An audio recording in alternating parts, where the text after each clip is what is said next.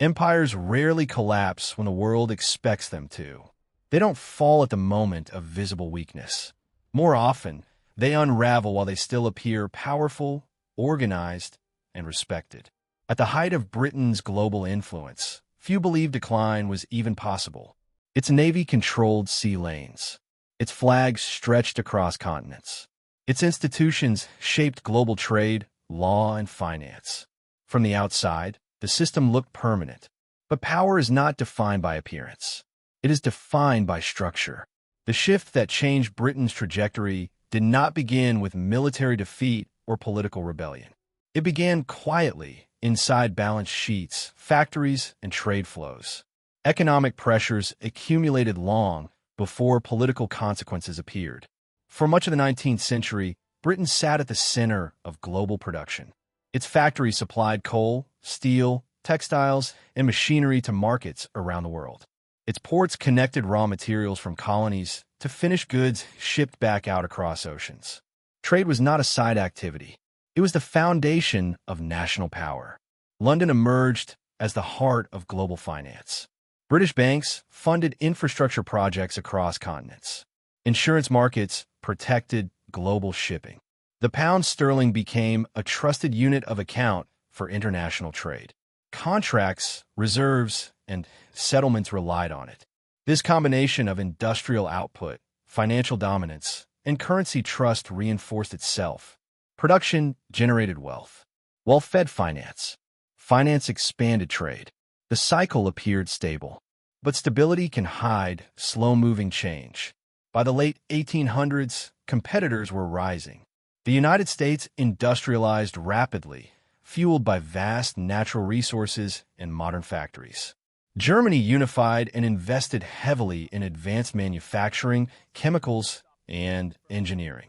Their industries were newer, more efficient, and increasingly competitive. Britain remained wealthy, but growth slowed.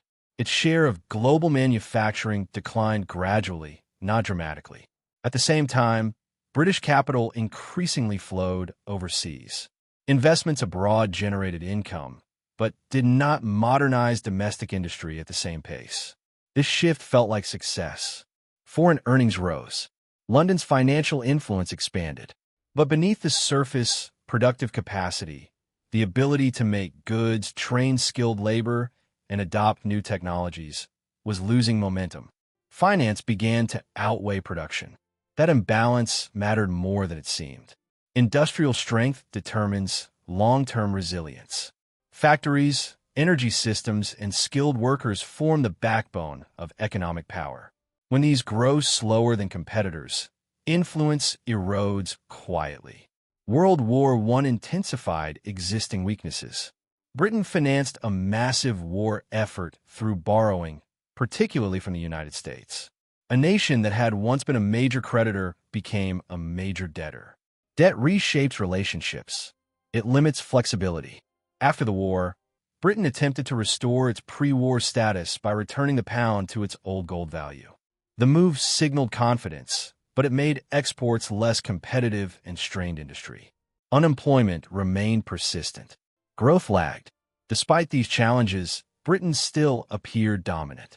It retained colonies, diplomatic influence, and a powerful navy. Prestige endured longer than economic leadership. Then came the Great Depression.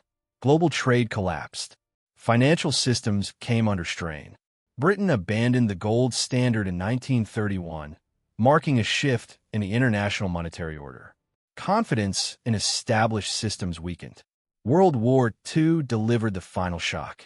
The war was necessary, but costly. Britain relied heavily on American financial and industrial support. By the end, cities were damaged, reserves depleted, and debts high. The United States emerged as the new industrial and financial center. The dollar replaced the pound as the primary global currency. Leadership transitioned gradually but decisively. Britain still possessed an empire on paper. Maintaining it, however, required resources it no longer had. Military presence, administration, and infrastructure became increasingly expensive. Independence movements gained momentum. The Suez Crisis of 1956 exposed the new reality. Military action was possible. Financial independence was not. External pressure forced retreat. Currency stability dictated political outcomes. The lesson is structural. Power depends on economic foundations. Debt levels, productive capacity, and financial credibility determine what a nation can sustain.